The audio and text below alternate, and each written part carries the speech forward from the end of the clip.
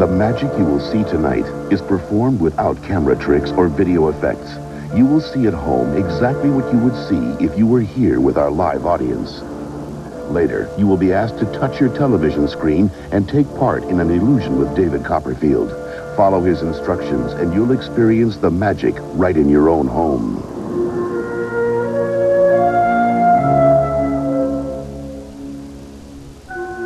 The presence of ghosts and spirits have been documented for centuries. In 1931, the Barclay House mysteriously burned to the ground. All of its occupants perished in the fire, but some say they live on. Do you believe in ghosts? If you don't, before the night's over, we might change your mind. I'm David Copperfield, and welcome to a night of magic.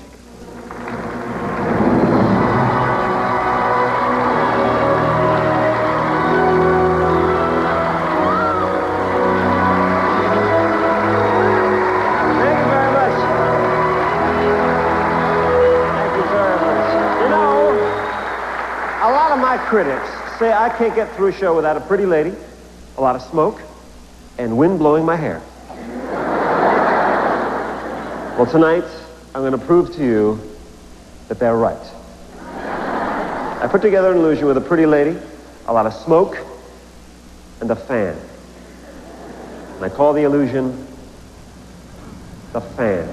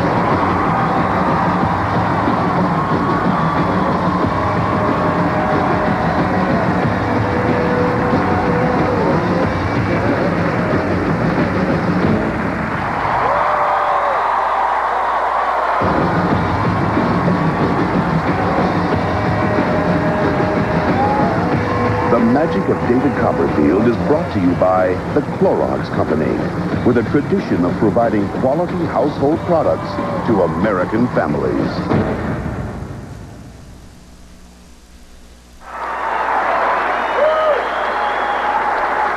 Thank you very much. Thank you very much. I need a girl. Young. Beautiful. Single. And rich. Right here, come on. Everybody, I love this part. Hello. Come on. What's your name? Courtney? Sorry? Courtney. Courtney. Right this way, Courtney. How you doing? And a big round of applause for Courtney. Come on.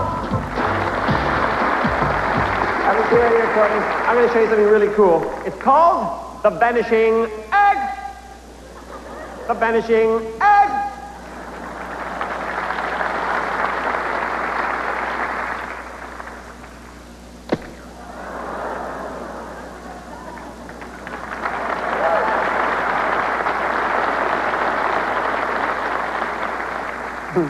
The vanishing egg. Plan B.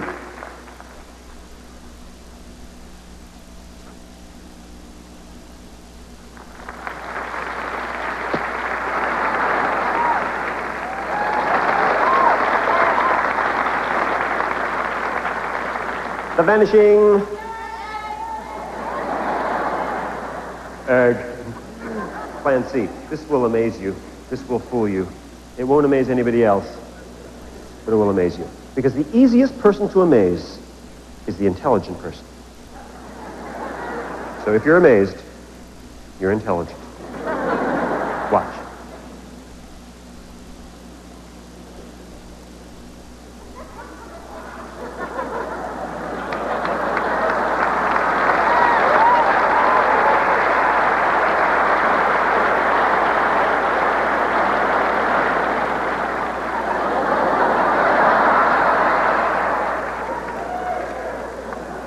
The vanishing in slow motion. Watch.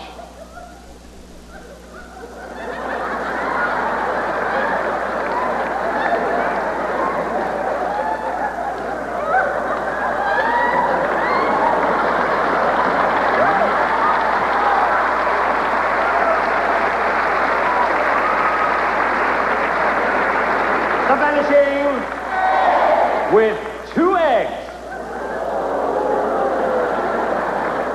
Yes, 2. Watch. 2 over easy. Here we go.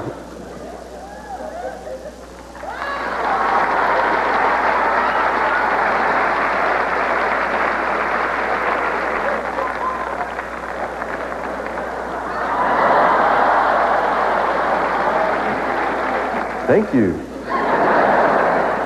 We got a long way to go. Let's cut to the big finish. The vanishing chicken. This is Elvis. Shake. Shake again. You ever shake hands with a chicken before? You still haven't. That was his foot. Ooh, air conditioning. Put this on your lap. He's full.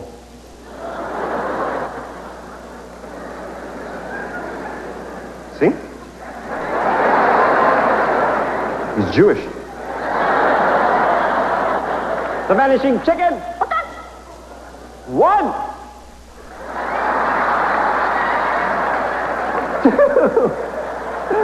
Wait a minute. Change of plans. You and I are going to do this together, okay? Take this hand, put it here. Take this hand, hold on to this corner right here. Hold on to the corner. We're going to lift up the cloth really slowly. You ready? Lift up the cloth really slowly. The cloth goes up into the air. It goes over the chicken and over that chicken just like that. That's good. That's good. Yes.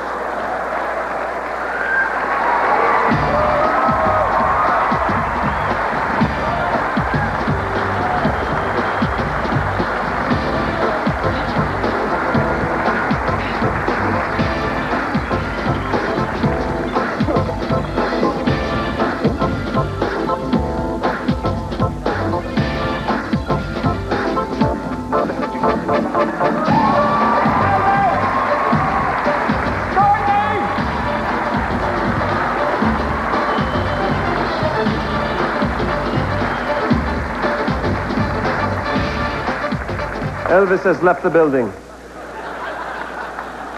I need a bunch of people from the audience. If you'd like to help, raise your hand. All right. Here. Want to come? Fine, perfect. You, sir? Yes, you? Yes, you? Right away, please. One out. Excellent. And give them all a big round of applause.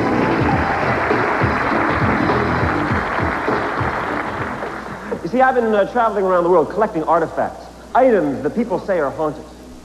You see, if you concentrate hard enough, you can awaken the spirits inside these objects and cause the objects to move without explanation. And I brought one of those objects with me tonight. It's that table over there, folks. Pick up the table and bring it down here, please. Check it out. Right here. Put it down and examine it. Really examine it thoroughly. Get down there. Really check out every bit of it. Make sure nothing weird about it. And ask you what you're looking for. All right. Excellent. You stand there. Why don't you move over here? Why don't you change places? Exactly. Come a little closer this way. And everybody, get down on one knee.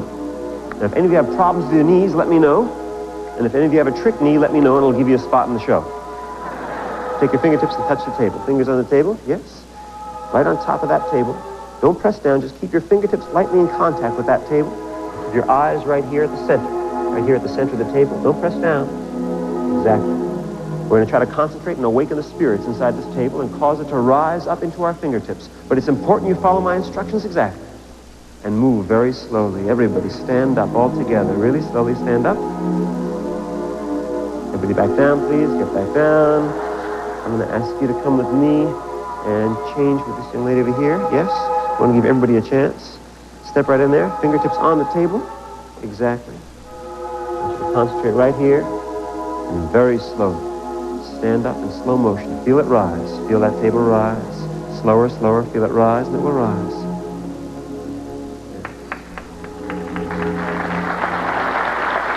Table down. Table down. Everybody down. I'm going to ask this gentleman to change, please. Would you mind changing with him? Step right in there. Fingertips on the table. Eyes right here. Focus the same place at the same time. And stand up all together really slowly. Stand up. Feel it rise, and it will rise.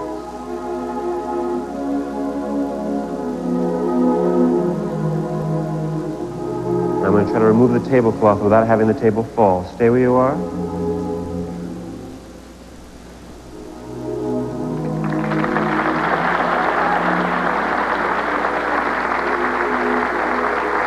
Now, I don't want you to think your fingertips are stuck to the table, so everybody wiggle your fingers. Wiggle them. Wiggle them.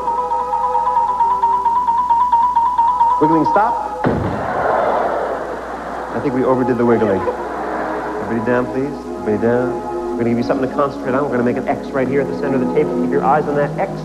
Concentrate right on that X and stand up all together really slowly. Feel it rise. Stand up slow. Feel it rise, and it will rise. Yes, you can. Very, very good. Stay where you are. Everybody keep your bodies away from the table so nothing is touching the table except your fingertips. Exactly. And listen carefully. Everyone lift up your left hand. Put it back. Lift up your right hand. Put it back. Listen carefully now. Lift up both hands. Put them back. Catch it. Bring it up. Bring it up. Bring it up. Bring it up. That's very good.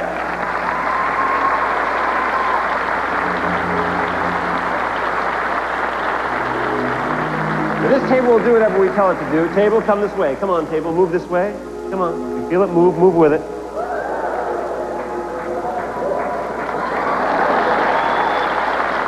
And back this way. Come on, table, move this way. It's a good thing the table speaks English. And stop. The table loves music, and I brought a little Alfred Hitchcock music, some Bernard Herrmann, because the table loves it so much. It'll begin to dance back and forth. Come on, table. Back and forth, yes. And it'll begin to turn to the right. Come on, table, turn to the right. And reverse. To the left. Faster. Faster. Faster. Table drop. Give them all a big round of applause.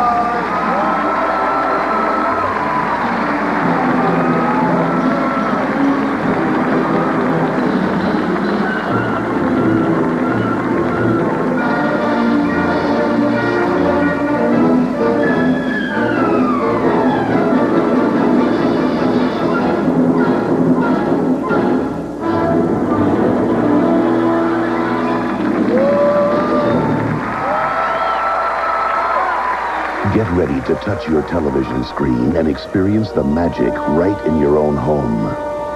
Can the dead return? Without camera tricks or video effects, watch as we unlock the mystery of the Barclay House on The Magic of David Copperfield.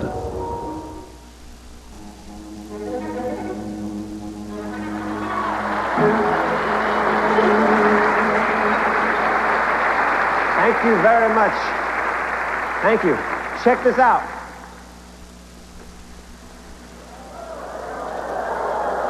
Ouch. That is a big blade. You see, a lot of people in my business cut people in half like this. Well, I've invented a brand new way to cut somebody in half. It's a little bit dangerous. It's a little bit romantic. It's a little bit country. And it's a little bit rock and roll. I call it the blade.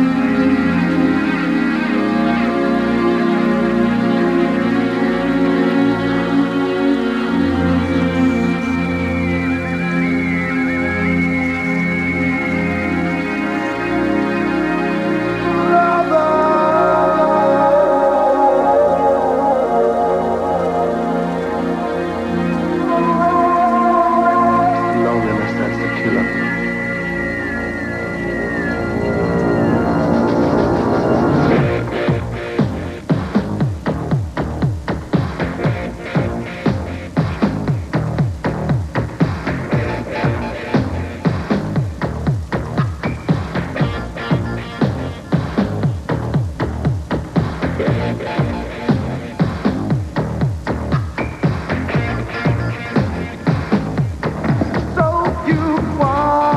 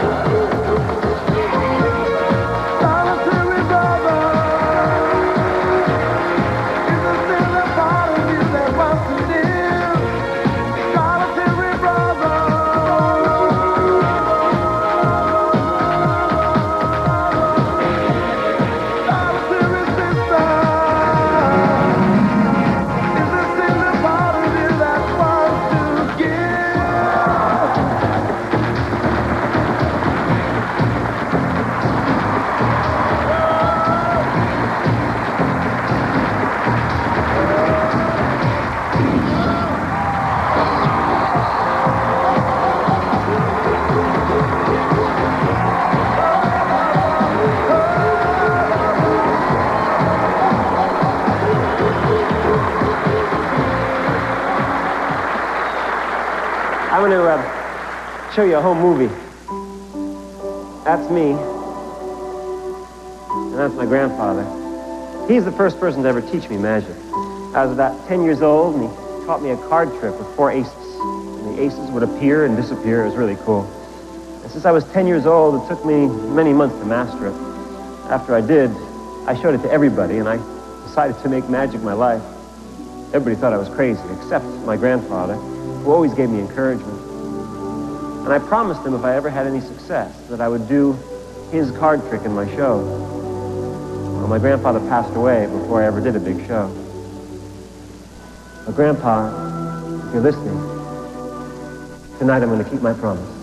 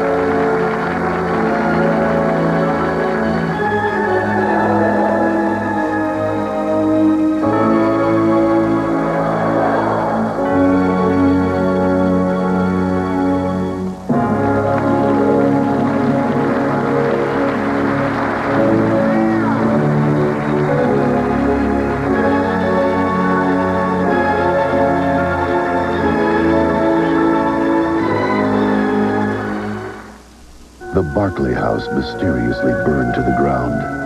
All of its inhabitants perished in the fire, or did they? David Copperfield confronts the spirits of Barclay House. And stand by to touch your television and make the magic happen right at your fingertips. The Magic of David Copperfield. Sponsored by Saturn. A different kind of company. A different kind of car.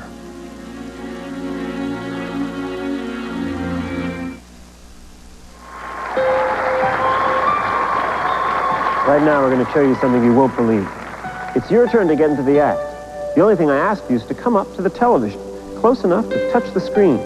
It's important that you can touch the screen because you're going to feel and experience something totally amazing. In a moment, you're going to place your finger here on the 12 and move around the face of the clock at random, from number to number, completely free choice. Even though you're at home and I'm here, I'll know exactly where your finger is. I want you to clear your thoughts and think of any number from 1 to 12. It's your choice. Now, I have no idea what number you're thinking of. In a moment, you're going to spell your secret number, letter by letter, moving your finger clockwise around the numbers. For example, if your secret number was 6, you'd begin with your finger on the 12 and spell clockwise around the numbers, moving one position for each letter. S, I, X, keeping your finger there. This will bring you to a new number. If your secret number was 12, you'd spell T, W, E, L, V, E. Now place your finger on the 12 and spell your secret number. Do it now.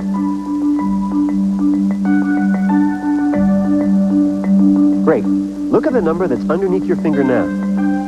Spell the number that's now under your finger, using one position for each letter of the number, stopping on the last letter.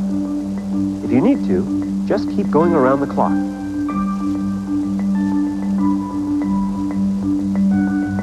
Your finger is now on a new number.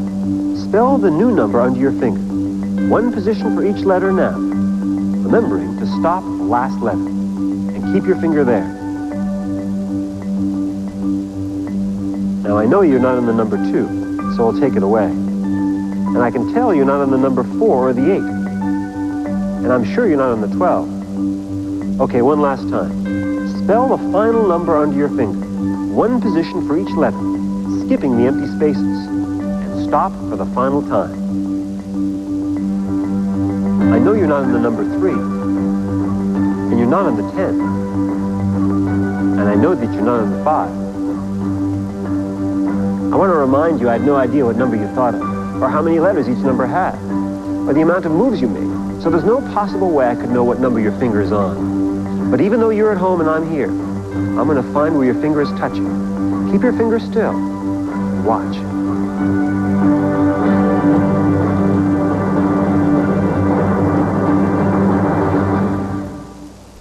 You're on the 6.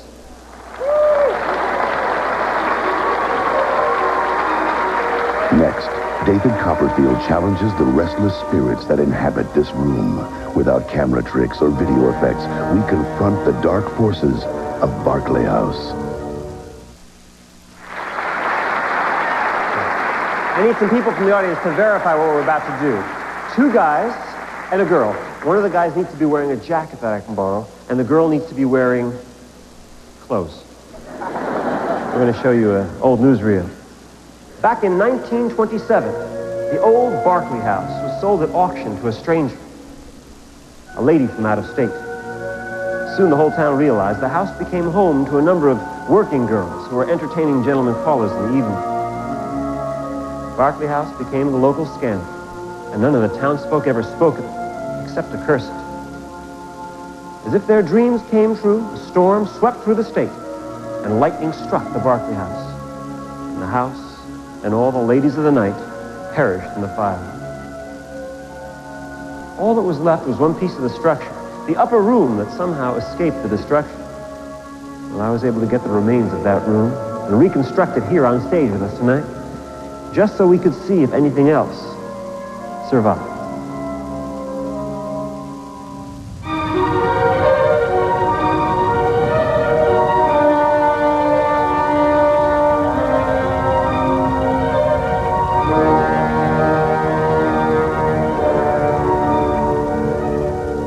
We took the actual wood from the Barclay House and built a room that could be opened and closed for examination. And that's just what we're about to do. Our folks from the audience, step right over here. What's your name? I'm sorry? Danielle. Danielle, come with me. I want you to examine the inside. In New York, this will be a 1-bedroom. Right this way. I want you to check out the inside. Make sure nothing tricky about it. Just a bunch of walls that open and close and nothing more, okay? Our gentlemen, step over here. This gentleman, would you mind standing over here? And the other gentleman, can I borrow your jacket, please? If you could examine these ropes, and if there's anything in this jacket you'd like to keep, now's the time to take it out. You see, there are no material objects in the spirit world, so we have to provide the spirits with objects so they can show their presence. The jacket, these newspapers, a bell, some personal items, some very personal items. All these things get placed inside our empty room. Are the ropes okay? Excellent. Good. I want you to hold on to these 2, and you take these 2, and you're going to tie them around my wrists. The ends go around my wrists, very tight, with a double knot. Very, very good. Yes, yes, yes. You take this, and you take this, and cross behind me, please. And tie them in a double knot, very tight in my back. Yes, that's tight. Tonight I'm going to be the medium. the go-between between the spirit world and our world. So if anything should take place inside our room, I want you to be sure it's the spirits and not me using any trickery. It's important that I can't move. The ropes go around my neck, and I want you to tie them very tight around my neck in a double knot, not quite as tight as you tie it around my wrists. This is the Madonna starter kit. You examine the room. Is it free of any trickery? Fine. Why don't you stand over there? And gentlemen, join me inside the room. I want you to step up here. They're going to hand you some ropes. Take those ropes and tie my ankles to the bottom of the chair. The ropes go around my ankles and the chair with a double knot at the bottom. As quickly as you can, 2 knots. And after you've done that, check the knots in my back and my neck. Make sure they're still secure. And once you're satisfied, stand outside the room so you can see around the sides and behind, making it impossible for anyone to enter or leave the room. No self-respecting spirit would show themselves in the light, so we're going to create a little darkness with this curtain and see if we can make the spirits manifest themselves inside the room.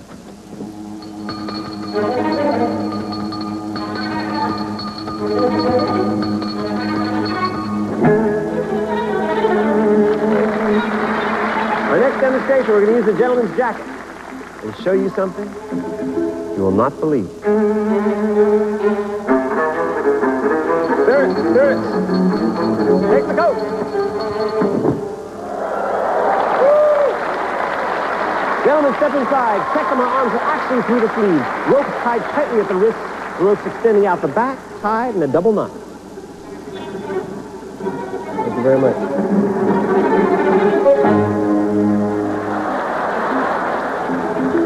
Ladies, it's time. Spirit, spirit. Move the coat.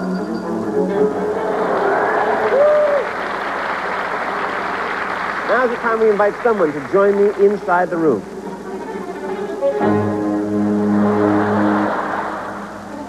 What's your name? Jonathan. Over here, Jonathan. Have a seat. We don't want you to be scared, so we're going to blindfold you. Take your left hand and put it on my shoulder. And your right hand on my arm. That's not my arm.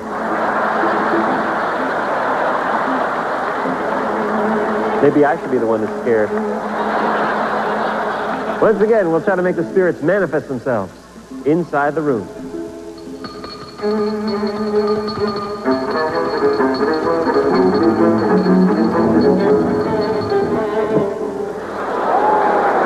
What happened to your pants? What happened to your shoes? Nice pumps, John. Give Jonathan a big round of applause. Cut me loose! Everybody step down here. Check the ropes in my back. Make sure they're nice and tight. Make sure the knots are still firmly in place. And then cut me free, please. Take those scissors and cut those ropes right through, please. And gentlemen, I need you to check the knots around my wrists. You're enjoying this too much. Good. Everybody give our gentleman a big round of applause. I need you to stand over there, and both of you to step over there. Make sure nothing enters or leaves that room. Our next experiment is very strange. We found that if you close the doors to the empty room and listen carefully, you can hear sounds from inside. Very strange sounds. It's as if the ladies of the house aren't aware that they're dead. Their spirits have been trapped inside all these years. Now they're crying to be free. Let me show you what I mean. Shall we?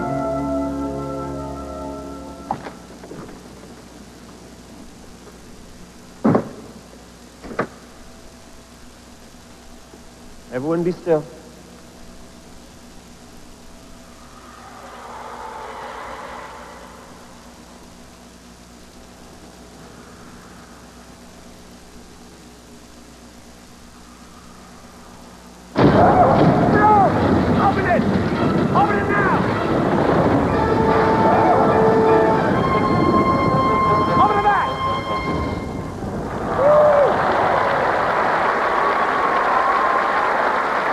I need all of you to come down here, please. Step down here. Exactly. Because now's the time I invite all of you to join me inside the room. You look really thrilled about this whole thing. This is for you. Step right inside. This is a blindfold for you. Step inside. And this is a parting gift for you. Step right inside. Once you're inside, put on your blindfolds, please, because we're going to add one more element. These curtains were taken from the house before the fire. They're an item the spirits are familiar with, and we're going to use them to enclose ourselves inside the room. Hold up your hands. We're going to hand you the curtains. Very good. We're going to lift the curtains and try to arouse the spirits. Lift the curtains.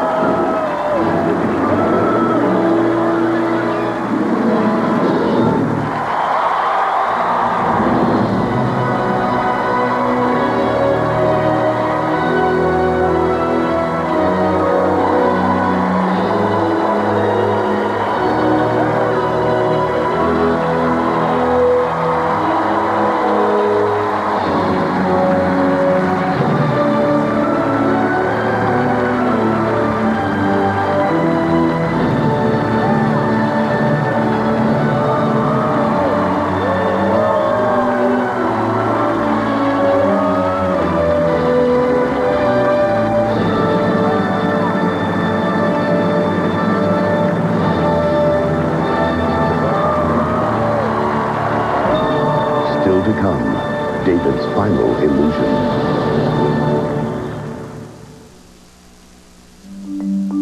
Travel provided by Continental, with flights to more cities in Mexico than any other U.S. airline.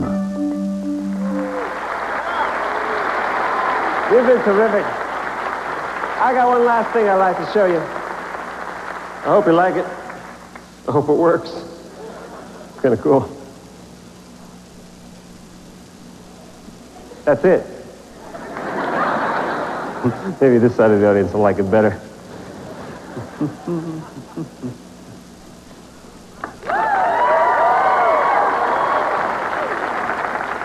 Thank you. You see, I never saw snow when I was a kid. I mean, I saw it on TV and in the movies, but I never saw snow for myself when I was a little kid.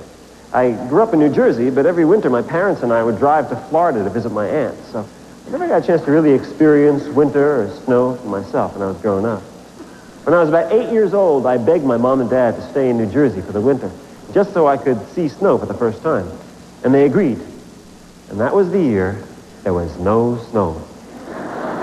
Every day I'd pray for it to snow. No snow. I'd sit outside waiting for it to snow. It got closer and closer to Christmas. Still no snow. And on Christmas Eve, I was up on my windowsill in my room, praying for it to snow, and I fell asleep at the window. And my father came and carried me to bed. And a few hours later, in the middle of the night, there was a knock on my bedroom door. It was my mother. She said, "David, wake up." And I woke up. She said, "David, look out the window." And I looked out the window, and it was snowing. I couldn't believe it. Well, I ran outside, and I laughed, and I cried as the snow hit my face and my hands. That was the first magic I ever saw. And when spring came and the snow stopped, I'd cut up little pieces of paper and throw them in the air to try to recreate the feeling I felt when I saw snow for the first time. There was paper all over my house. But it was my way of keeping the magic alive all year long. Even today, I realize how important it is to keep that sense of wonder. That childlike hope, knowing if you believe and you want it enough, nothing's impossible.